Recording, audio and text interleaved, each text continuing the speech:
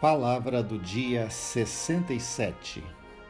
Provérbios capítulo 3, versos 9 e 10.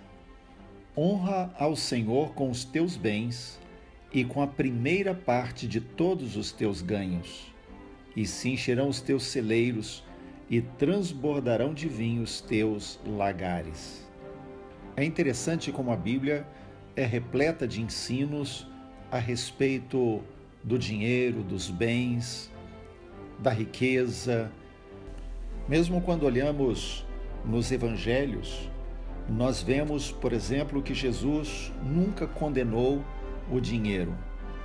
A Bíblia não o faz, pelo contrário, nós encontramos a advertência de Jesus para que o dinheiro ou mamon não ocupe o lugar que é de Deus, porque afinal de contas, os bens materiais, o dinheiro, existe para servir e não para ser servido. Por isso, quando nós pensamos em bens materiais, sabemos que eles são presentes de Deus, são recursos que Deus nos dá, coloca em nossas mãos para administrarmos, para que seja bênção, para que nos sirva e através de nós sirva ao Senhor.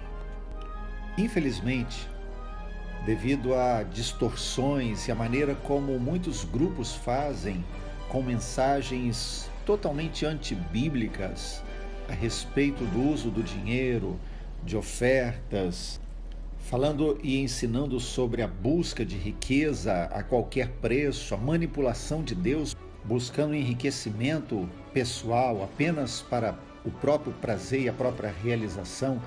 Infelizmente, em virtude disso, muitos cristãos sinceros ficam incomodados com qualquer abordagem, mensagem, estudo que fale de dinheiro, que fale de prosperidade, porque na verdade tem na sua mente, no seu coração, uma distorção por causa daqueles que abusam e torcem a palavra de Deus.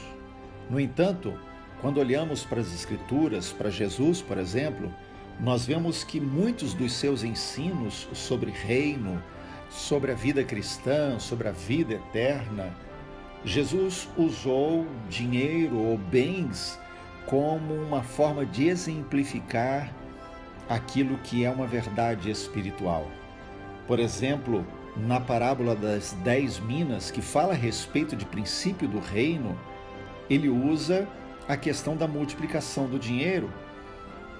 Quando nós vemos a parábola da dracma perdida, nós vemos a mulher que busca em toda a casa para encontrar aquele dinheiro, está falando de um dinheiro sendo valorizado.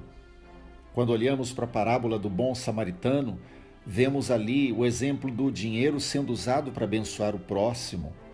Nós vemos na parábola da torre, ou seja, daquele que quer construir a torre, ele se assenta primeiro a fazer o cálculo, como um bom exemplo de que o dinheiro precisa ser bem usado e o seu gasto bem planejado.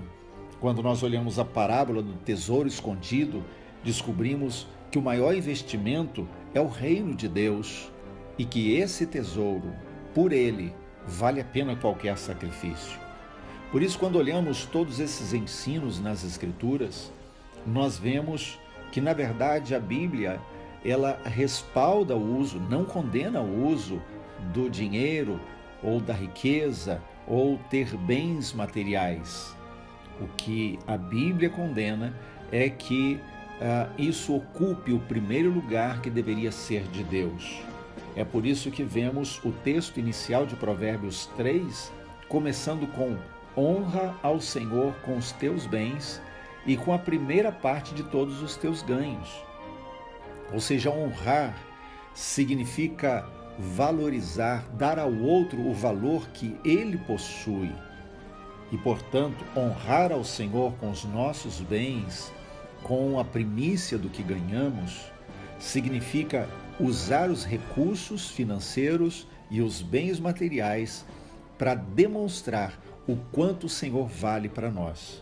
E é esse o ensino que o texto de Provérbios 3 nos traz nessa oportunidade.